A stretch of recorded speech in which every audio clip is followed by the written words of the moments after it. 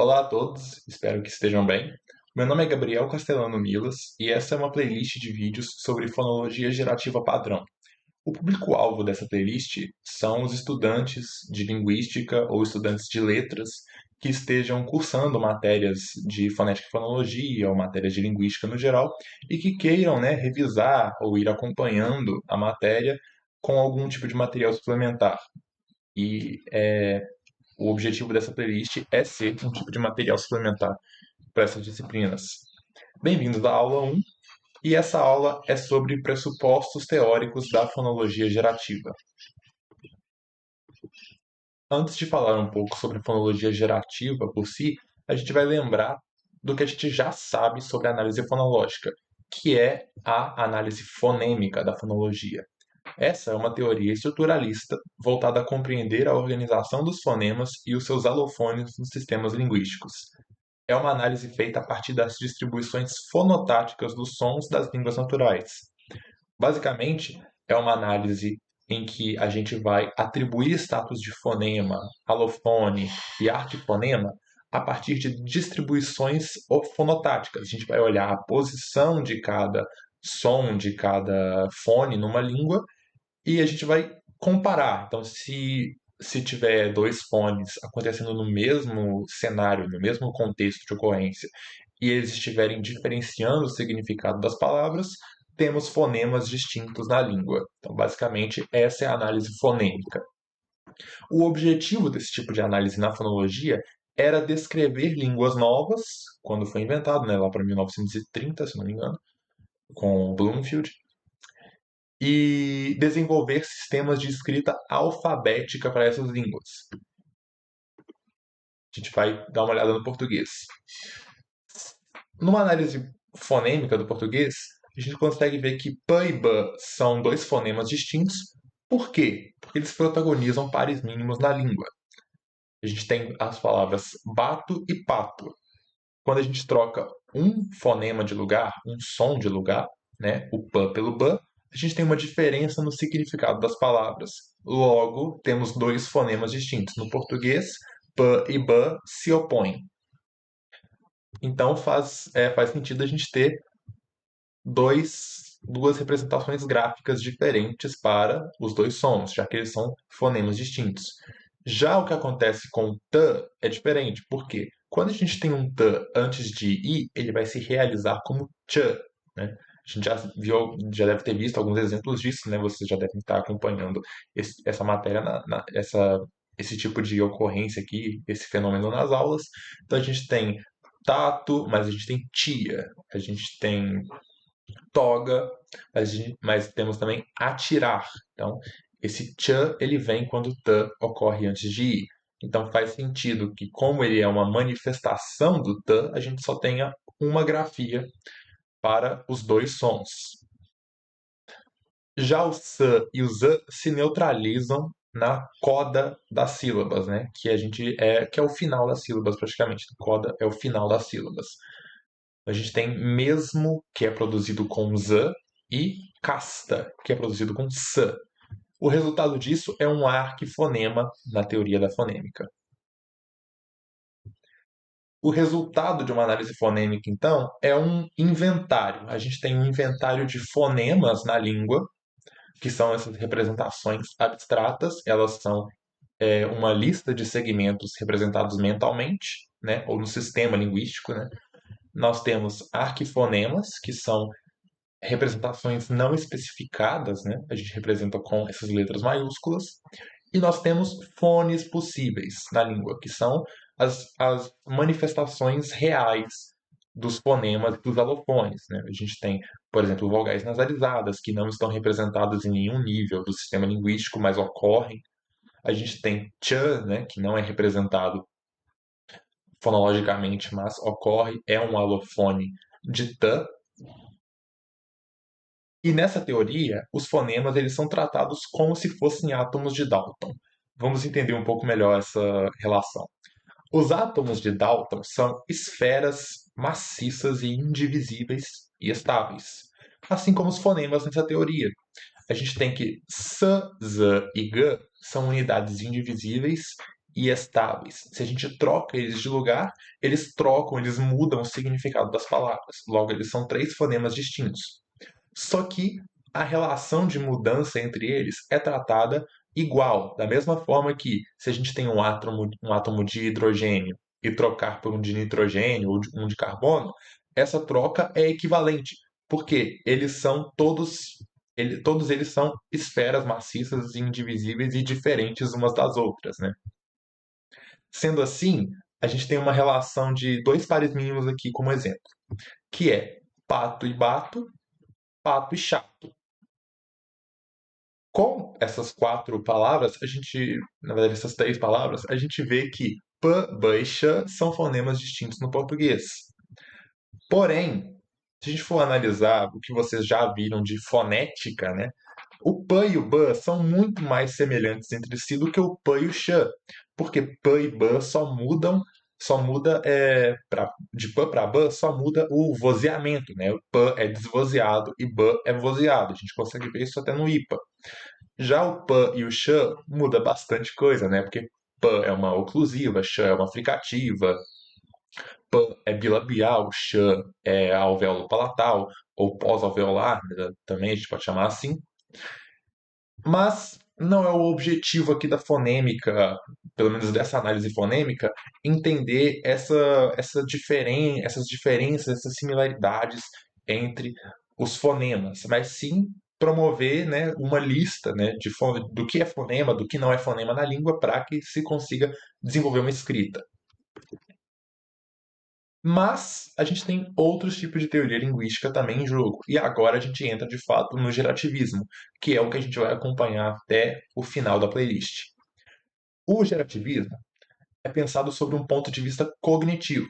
Ele busca não apenas a descrição das línguas naturais ou o levantamento de um sistema de escrita, mas a compreensão do que é o conhecimento linguístico dos falantes e como se adquire a linguagem. Então percebe-se que agora o intuito é mais descobrir coisas a respeito dos falantes das línguas do que de fato sobre o sistema linguístico em si, né? Do que como a língua funciona. É claro, a gente com a consequência, né, de tentar buscar o conhecimento linguístico dos falantes e tentar descobrir também coisas sobre a aquisição da linguagem é descrever o sistema linguístico. Só que percebe-se que o objetivo científico é diferente. Sendo assim, o gerativismo ele vai pensar numa gramática gerativa para as línguas naturais. E o que seria uma gramática gerativa? É a gramática, cada língua tem sua gramática gerativa. E essa é uma gramática que se baseia em um conjunto de regras formais finitas. Então, a gente tem um número específico de regras em uma língua. Só que esse número específico de regras gera um número virtualmente infinito de sentenças. Essa palavra gerar aqui é importante.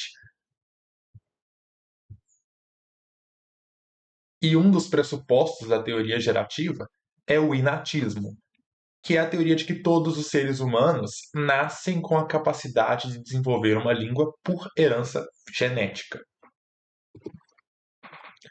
Para Chomsky e Halley, que são os proponentes da fonologia gerativa agora, né, a gente vai entrar de vez na análise fonológica gerativa, os fonemas são unidades compostas por matrizes de traços distintivos. Agora a gente não tem mais uma representação de fonemas como segmentos, né, no sistema linguístico, mas eles são matrizes de traços distintivos. A gente vai ver o que são matrizes de traços distintivos um pouquinho adiante. A fonologia gerativa é centrada na dinâmica entre as matrizes de traços das formas subjacentes, que é a fonologia, né? E os sons das formas de superfície, que é a fonética, derivados dessas matrizes por regras formais. Então, basicamente, na fonologia gerativa, a gente vai ter, no nível fonológico, matrizes de traços distintivos, e essas matrizes são abstratas, são binárias, vamos ver isso eu acho que na segunda aula, são binárias e elas passam por diversas regras de derivação. Então, elas são produtos cognitivos que passam por diversas mudanças formais até chegar na produção da fala em si, que já é um produto físico. que vem desse produto cognitivo. Uma, é, o argumento principal para a teoria gerativa da fonologia e para a representação de fonemas mentalmente como traços distintivos é que processos fonológicos se aplicam a grupos de segmentos. E se há alguma coisa especial em grupo, significa então que esses segmentos partilham propriedades em comum, certo? Então a gente tem que tan se realiza como tchan antes de ir, só que seus professores já devem ter feito esse exercício com vocês também. O dan também se transforma em j antes de ir, no mesmo contexto. E os dois participam de um grupo, né? Se a gente for olhar no IPA, eles são ambos oclusivas, alveolares. Uma é vozeada, a outra é desvozeada, mas ambos são oclusivas alveolares. Então a gente tem um grupo onde um processo está sendo um processo fonológico está acontecendo. Outras consequências da fonologia gerativa, diferentes da fonologia da fonêmica, é a eliminação do nível fonêmico da fonologia. Então, os alofones agora não têm representação nenhuma, você não tem uma lista de alofones possíveis, né? A gente tem uma derivação. Essa derivação, por regra, gera essas manifestações alofônicas, essas representações que são diferentes, né? Representações físicas, fonéticas que são diferentes das fonológicas. Os fonemas agora também não são representados mentalmente como aparecem na fala. Então, se a gente fala p mentalmente, você não tem um p representado, né? Você não tem um segmento representado mentalmente, mas uma matriz de traços que pode sofrer diversas mudanças estruturais. Agora, a gente pode pensar nos fonemas como átomos de Bohr, na teoria gerativa. E o que isso tem a ver? Né? A gente vai voltar agora naqueles átomos de Dalton, que são esferas indivisíveis e que, se a gente compara S com Z, com G, ou P, B e Sh, você tem uma relação de... todos são fonemas distintos e a relação é igual entre eles. A diferença também é igual entre eles. Mas agora não. Por quê? Nós temos aqui que S é um fonema distinto de Z e também é um fonema distinto de G, só que agora eles são representados mentalmente assim, nessas matrizes. A gente nem precisa, inclusive, representar graficamente eles aqui. Só a matriz já diz quem são eles. Então, o S, ele, ele é um segmento que é que se difere do Z em apenas um traço distintivo, praticamente, que é o traço voz, certo? Todos os traços são iguais, mas o traço voz é diferente porque Z é vozeado e S é desvozeado. Mas ambos são praticamente o mesmo som. Já o G se diferencia dos outros dois por mais traços, né? A gente tem que o G é menos contínuo, porque ele agora já é uma oclusiva, ele é menos anterior, ele é menos coronal, ele é mais alto. A gente vai ver direitinho todas essas nomenclaturas e esses traços ao longo da playlist, então não se assustem agora com essas matrizes de traços. Nós vamos aprender a montar cada uma delas e analisar, né, os processos que ocorrem entre elas. Qual é a metáfora dos átomos agora? A metáfora dos átomos é que, como S e Z se diferenciam por apenas um traço distintivo, eles são como se fossem um átomo de hidrogênio relacionado a um átomo de hélio, que só tem a diferença de um próton a mais, uma partícula a mais, né? Então, o hidrogênio tem um próton, um nêutron e um elétron, e o hélio tem dois prótons, dois nêutrons e dois elétrons. Já o G aqui, ele está como um átomo de carbono, que já tem mais, né, do que uma partícula de diferença, né? O átomo de carbono tem 6 prótons, 6 nêutrons e 6 elétrons. Então a gente já tem uma diferença maior do que o de hélio tem de diferença com o de hidrogênio. Essa basicamente é a metáfora dos átomos. Se ela ainda está um pouco confusa, eu acho que ao longo da playlist a gente vai conseguir resolver um pouco mais essa, essa confusão aqui que gera o início, né, a apresentação da teoria gerativa, porque as matrizes de traços são muito abstratas ao primeiro olhar, né? A gente vai então ver o que são traços distintivos na teoria, né? O que é cada um desses traços? O que é um contínuo, um anterior, um coronal, um estridente? Basicamente, os traços distintivos são propriedades mínimas de caráter acústico ou articulatório. Então, a gente tem sonoridade, labialidade, né, a produção com os lábios, nasalidade, a produção com o nariz, que agrupadas constituem os sons das línguas, certo? Os traços têm função classificatória e distintiva nas representações abstratas. Nesse nível, os traços são binários, ou seja, são definidos por apenas dois pontos é, abstraídos da escala física: a presença, que é representada com mais, ou a ausência, que é representada com menos, de alguma propriedade específica. Então, basicamente, o que a teoria gerativa propõe é que no sistema cognitivo, os falantes eles representam não um segmento, mas eles conseguem captar algumas correlações articulatórias e sonoras e atribuir valores binários a elas. Então, se eu escuto um som, se eu tenho a possibilidade de produzir um som na língua com os lábios, o falante categoriza essa presença dos lábios na fala com mais ou menos. Então, se o som ele é produzido com os lábios, existe uma categoria no cérebro de mais labial. A gente vai ver que não é bem assim, mas mais labial. E se não for produzido com os lábios, é menos labial, né? Então é essa a teoria gerativa padrão sobre traços distintivos. No começo, essa teoria pode parecer um pouco não intuitiva, né? Ela com certeza não é intuitiva, mas a gente vai conseguir analisar bem ela ao longo desses 6 vídeos. Os traços distintivos e o seu algoritmo de categorização fazem parte do conhecimento linguístico inato, geneticamente hereditário dos seres humanos, chamado também de gramática universal. Essa gramática universal, ela fornece outros aparatos linguísticos para os seres humanos também, como, por exemplo, a estrutura sintática das frases, né, de sintagmas, né, e também os movimentos possíveis em uma estrutura sintática, mas não vamos entrar em sintaxe, vamos focar na fonologia.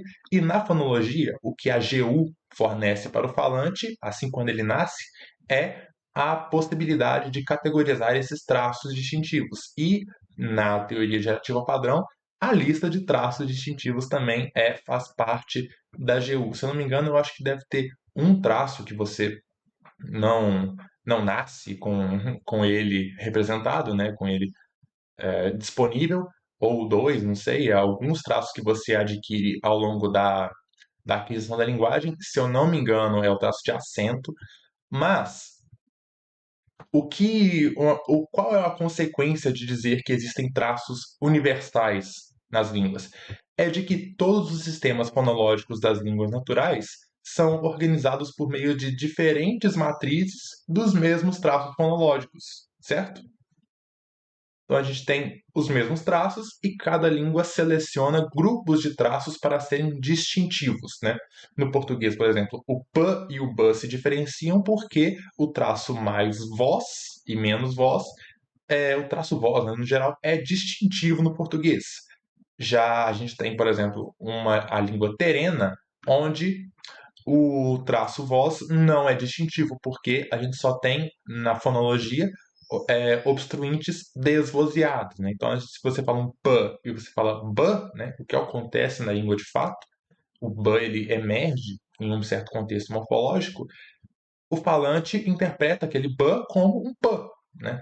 Ele é um p para esse falante. Por quê? Porque o traço que diferencia os dois não é distintivo. E se não é distintivo, não está representado no sistema da língua que é cognitivo. Então a gente consegue ver aqui, né, uma consequência teórica do gerativismo, que é a gente está cada vez mais pensando em como a língua funciona na mente do falante. Bom, Essa foi basicamente a primeira aula, né? Ela é uma aula mais pesada em teoria, né? Eu acho que ela é pesada, eu acho que ela é bem cheia de jargões e coisas teóricas assim, né?